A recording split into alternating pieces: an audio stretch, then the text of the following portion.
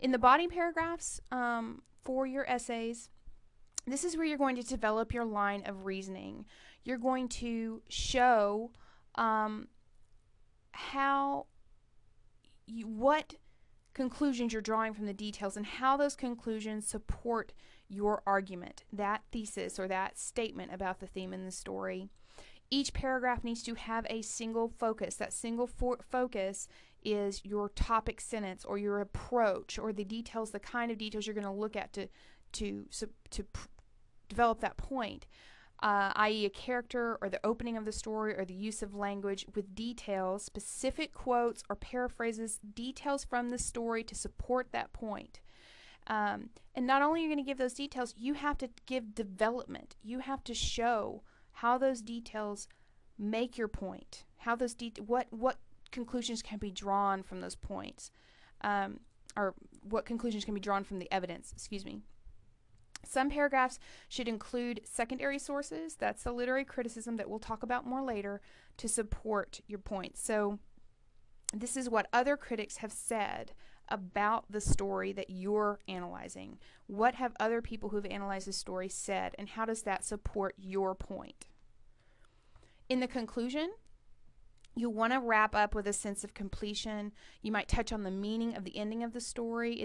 That's a really good way generally to end literary criticism, to end these essays, is to look at the ending of the story and what are we left with.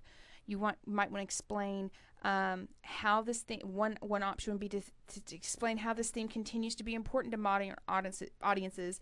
But just as you don't want to philosophize to open up your essay, you don't want to philosophize to end it either. Again, you don't want to get up on your soapbox, or you don't want to say,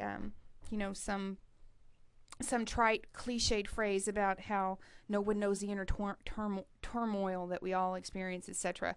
Just avoid that. Do not philosophize about life anywhere in your essay. Again, it's literary criticism. The manuscript format, more details about this later. There will be much more details, but just to refresh your memory a little bit, it does have to be formatted according to MLA guidelines. I'll go over that in another PowerPoint presentation. Brief overview here, however. You want to double space the entire paper. That includes your heading and your header, and you want to have a heading on the first page only. The header is goes in the very top header portion of the page. It'll be your last name and page numbers. Paragraphs should be indented. And do not triple space in between paragraphs. Just indent new paragraphs. And this works cited should be the last page. Again, if you look at the example essays in chapter 41, such as on page 2136, that is through 2138, that is a correctly formatted MLA paper. That's what your paper should look like. Okay, some more information about literary criticism. Things to avoid. Do not evaluate the writer or the quality of the piece. Critique the work, not the writer. One thing I want you to avoid is saying things such as, William Faulkner is one of the greatest writers of Southern literature.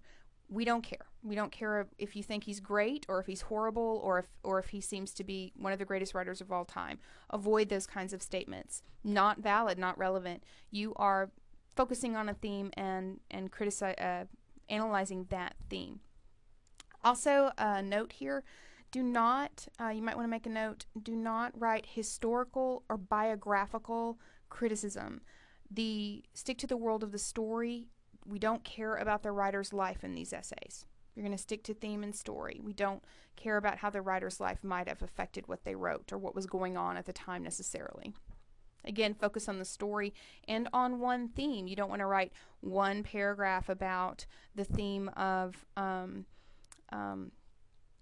romanticizing the past and then another paragraph on the loss of innocence. Focus on one theme and then use elements from the story to develop that theme in different paragraphs. Avoid proselytizing, especially in O'Connor stories. There's quite a bit of religious symbolism that goes on, and you are welcome to analyze those elements. You can even use quotes from the Bible but use them in the sense that the writer was looking at them or what the writer was wanting us to bring away from the story regarding those themes. Do not use the story as an opportunity to put forth your religious beliefs. Stick to the world of the story. Again, no I's, no U's. Always frame. That means to set up direct quotations. That means use your own words to smoothly incorporate any quotes from the story. Again, if you look at the example essays, all of the quotes that come directly from the story, The Telltale Heart, that are used by these students, they use their own words to set up those direct quotes. We do not have any time where, I do not believe there are times when they just stick the quotes in from the stories.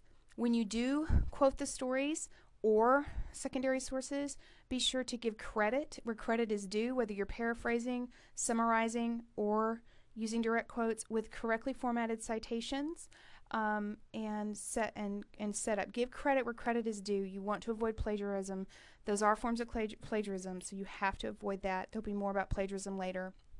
And finally, the biggest thing I want you to take away from this is to dig deep. Don't read across the surface. Dig deep. You're doing more than just looking at certain details of things that happen in the story. What are we supposed to learn? Why even read this story other than entertainment? What can we take away from the story? Pick a theme, and then what do we need to learn about that theme from the writer's perspective? There will be more